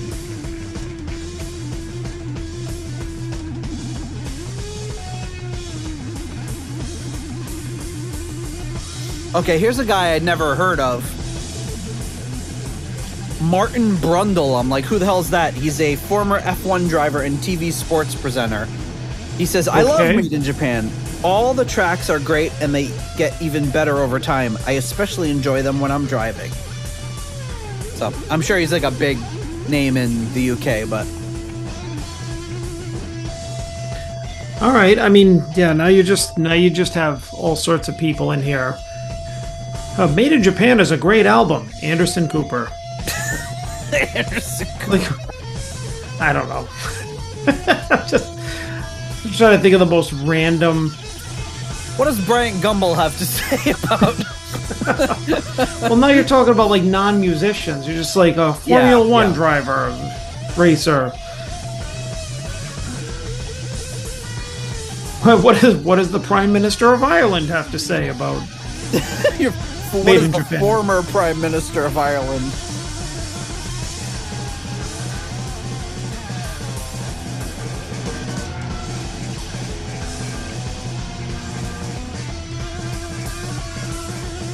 I feel like hearing the organ much more clearly here. When he's doing that. Yeah.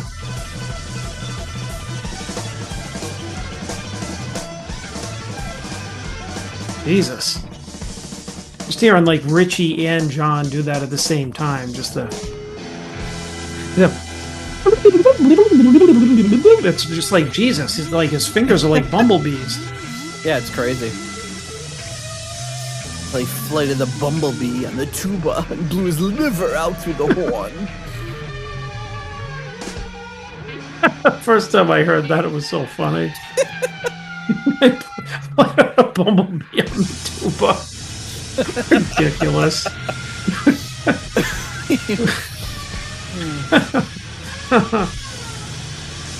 Ugh. You know that I've heard so many guitar players do the like Flight of the Bumblebee-esque type playing that I don't even remember what Flight of the Bumblebee freaking sounds like anymore. Oh, yeah.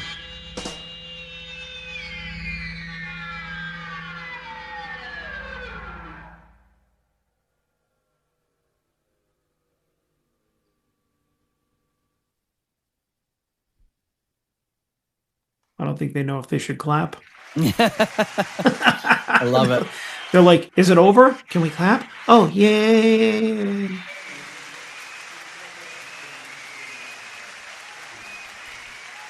Right. I mean, you can, so many things are hyperbole or superlative or whatever you want to call it, but you can see why people call this the greatest album or the greatest live album of all time. It's what a great representation of the band at that time and what they were capable of doing live. And just the fact that, like I said, the only, if you know, studio trickery, if you want to even call it that, is the fact that they selected tracks from different nights. You know, it wasn't just one pure show. But other than that, it's trickery. 100% what they played live. It sounds great. Trickery. It's not trickery. real. Sorcery. It's not a real live album. But yeah, great stuff. But before we wrap it up and kind of, you know, that's like when people like, you know, we probably talked about it before too. It's just like when people are like, oh, reality TV, it's all scripted. It's like, listen, if somebody actually followed people around with a video camera and just recorded the shit that they did in everyday life, it would be boring as hell. Well, right. Right? So there's like, everything needs a little sweetening. That's all I'm going to say. Yeah, what did they call it? They called it like, what are they, like unscripted real or whatever. I forget what the hell the term is they use for it, but it's like they create a situation and then whatever those people do make the situation their own, and they do it by usually being pricks to each other. Like, I know I will get more out of this if I'm more of a jerk or more of a loudmouth or start more fights or whatever it might be. Yeah, exactly. You know, it's like, oh, the Real Housewives or something. Or the real nothing. The real nothing. The real nothing. It's the fake housewives. The fake housewives of Deep Purple. All right, folks. Well, before we do a little wrap up on this, we have to do one thing, and that is, of course, to thank our final level of patrons. That is our foundation level, starting, of course, at the £3.50 Deep Purple New York tier. We have the one, the only Lord Longford, if I can find his thing. At the £3 aromatic feed tier, we have Simon Ford and Richard Brees. At the €3.50 tier, Weston Supermare Pilgrim. And at the 293 pence tier, we have Blackmore Tights. At the $3.33 halfway to evil tier, Stephen Sharp. And at the $3 Nobody's Perfect tier, Peter Gardeau. I saw the signs. Yeah, that was the one I think I put in. La. Ian DeRosier. Oh, Pete. Mark Roback.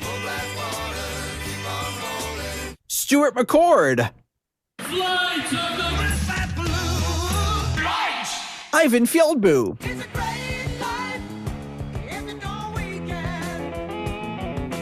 Runar Simonson.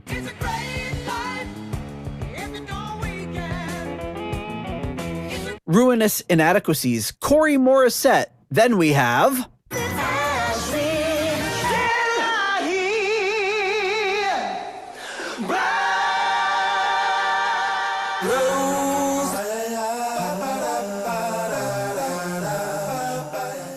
Joe Dopefish Sigler.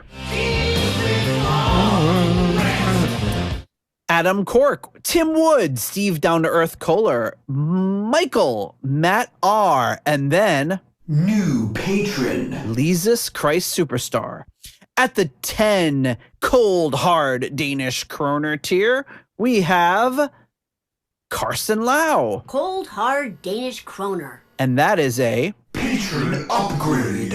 At the $1 made up name tier, we have the Made in the Grave guy, Leaky Mausoleum, Stephen Somerville, the Concerto 1999 Fanatic, Hank the Tank, Private Eyes, Ashen Lionel, Zwapper the Electric Alchemist, Andres Engstrom, ICDC, Durple Purple, David Haddam, Graham Bonnet's Disco Pants and Haircuts. I said, Graham, you know, our audience expects you to be a bit more dirty.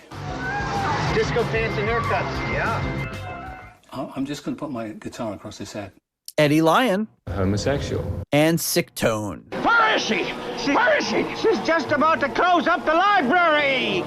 Thank you so much to all of you for your generous support of the show. All right, John, we did it yet again. Yay, we did it. Yep, Another episode. Even though it's been 7 weeks, we still remembered how to do the show. And the updates weren't actually that bad. No. Seeing as that I haven't touched any of these programs in 7 weeks. The only question is, should we listen to the Speed King encore on our way out before we end it? Well, what would some overzealous fans have to say about that, Nate?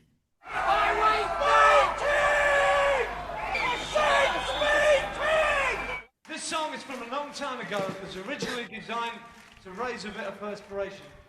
Right now, we're doing it to stop ourselves drowning.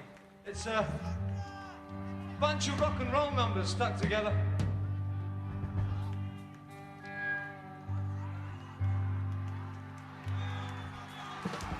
A bunch of rock and roll numbers stuck together. I mean, kind of. Yeah. I love that he says it's from a long time ago. It was like 2 years before this. A long time ago. I love what he said. This is a Little Richard song from a long time ago.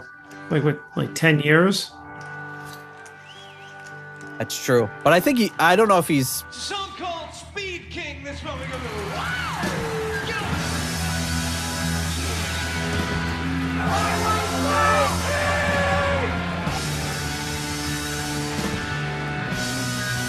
They're doing like the Hush opening for this.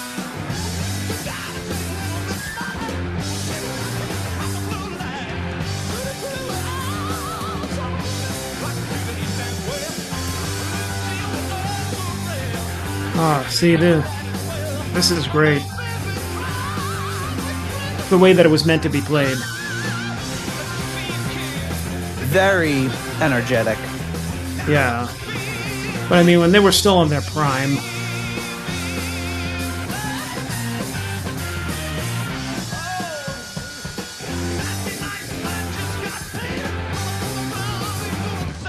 So maybe is he talking about a long time ago being the original songs or Speed King itself?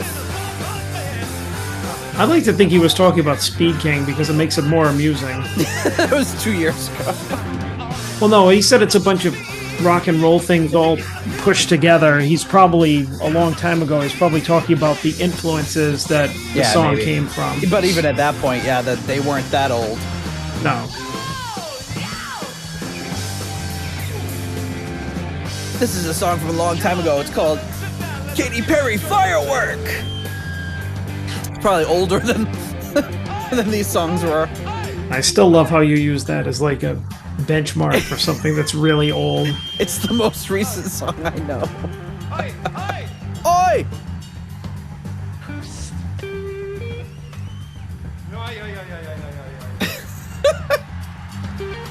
A goofball.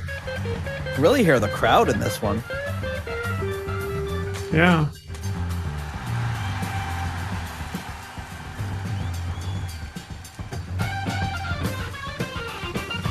Actually, that's not true because I know Blackpink and I know Tyler, the Creator, from my concerts this summer. There you go. And Chicago. You almost had Gen Z right there, Nate. Yeah, I know. Almost I was really doing well. Blackpink, Lisa, Jenny, Jisoo, and Rosie. Haha! I got them all without even looking them up. Well, let me just give you the Gen Z stare. Oh yeah, what was that? I was looking in the news recently, right? Yeah. The Gen Z stare. Yeah, it's basically when anybody that's like under 20 just looks at you with a stupid face. That's what it is. I mean, it's deal with them all the time at work. You just talk to them and they're there and they're just like, what? Jen was telling me about it the other day and I was like, what? Yeah, apparently they just like stare at you when you talk to them and they don't say anything. Yeah. It's fucking creepy. Most of the time, I'm like, hey, you with me? Up here, huh? My eyes are up here. Yeah, I can make jokes like that because I'm sure that my chances of offending somebody Gen Z on the show is 0%. Pretty low.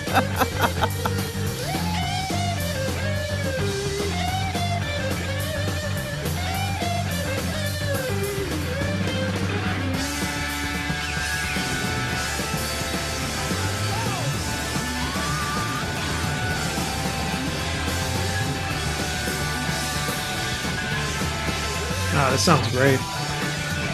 Yeah, this is awesome.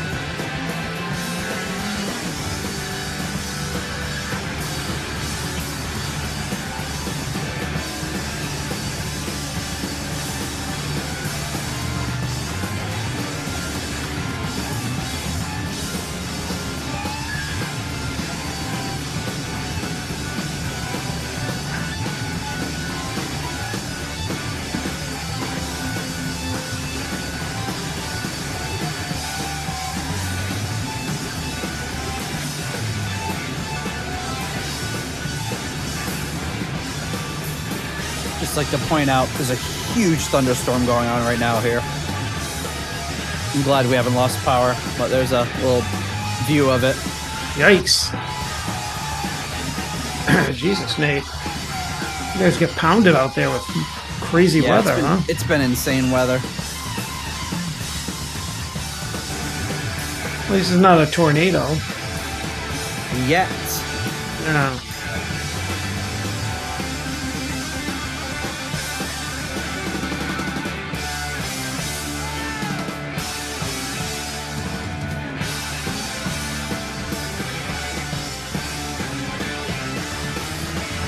It is really cool because I think this was only released in the 2014 mix, which I never got, so I've never heard anything beyond the normal Made in Japan tracks off of this. Yeah.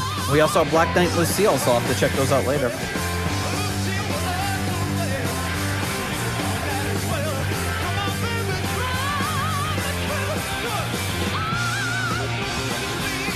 You can tell that he's getting a little tired here because he also didn't go for that scream coming out of the solo section.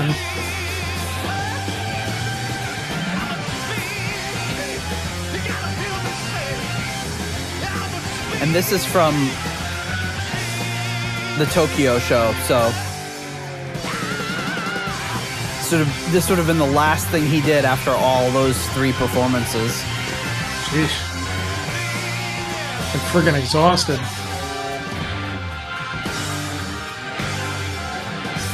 My voice is getting a little scratchy after recording this podcast.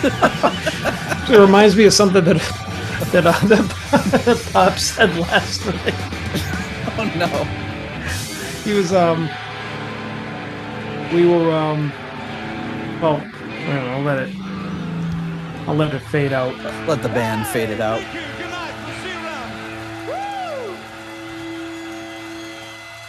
Thank you. God bless you all. Good night. Really. Good night. Really, good night. Get the hell out of here.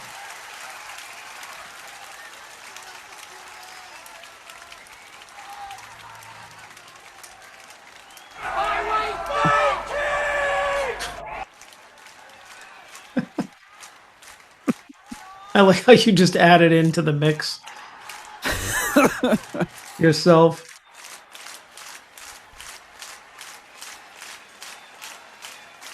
Wow. All right. So what did Pop say?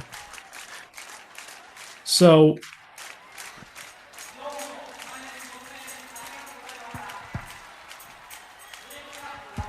I'm like, it's still on. Yeah, still playing. Yeah, it's still going. It's almost done. So we were dinner last night, and my sister-in-law was talking, and she was just you've met her before. No, I don't think I've ever met her. No, it might have been a long time ago, but maybe, yeah. But anyway, she when she gets going, she's like, yeah. So she's talking during dinner. So she's just going on and on and on, not taking a breath, but nobody's really thinking anything of it, because sometimes when somebody's on a roll and they're talking, you're just listening to them. When this happens and Pops is in a room, you just see that look come across his face, like you could tell, all right, she's talking too much for him. And so when he can get a word in edgewise, he goes, Jesus Christ, he goes, my mouth is getting tired just from listening to you talk. He goes, I'm not even saying anything. He's like, he starts. He goes, my mouth is getting tired. He goes, I'm not even talking. He goes, just listening to you.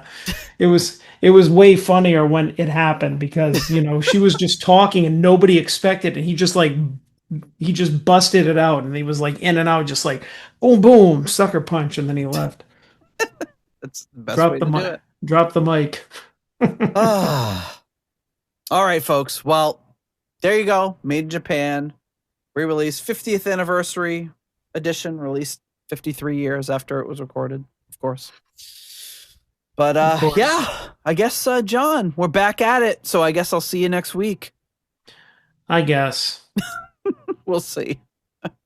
We'll see. I gotta do something about this lighting. It's horrible. Yeah, me too. I gotta get some actual lights in here. All right. Well, I mean, you look good. This is washing me out. I think I need a higher quality camera here. Yeah, well, maybe I'll have to get you one so you can get in widescreen like me. Yeah, and then you could AI can show you my ceiling and everything. Yeah, there'll be like a little witch wandering by, some flying monkeys. See a Tin Man peeking through my window back here. If I only had a brain. Oh wait, he's the one with the heart, the Tin Man, right? Yeah, the Scarecrow doesn't have the brain, right? Oh yeah, and apparently neither do I because I can't remember anything. All right, folks. We'll see you next week. If you like the Deep Purple podcast and would like to support the show, please consider joining our Patreon or donating on PayPal. Patrons get full access to the podcast, Discord server, ratings, spreadsheets, and live stream invites. You can also leave us a 5-star review on Apple Podcasts to help new people discover the show. You can follow the show on Blue Sky, Facebook, Instagram, or Threads. You can also check out the website at deeppurplepodcast.com for show notes and more. Contact us via email at John or Nate at deeppurplepodcast.com. Thanks for listening.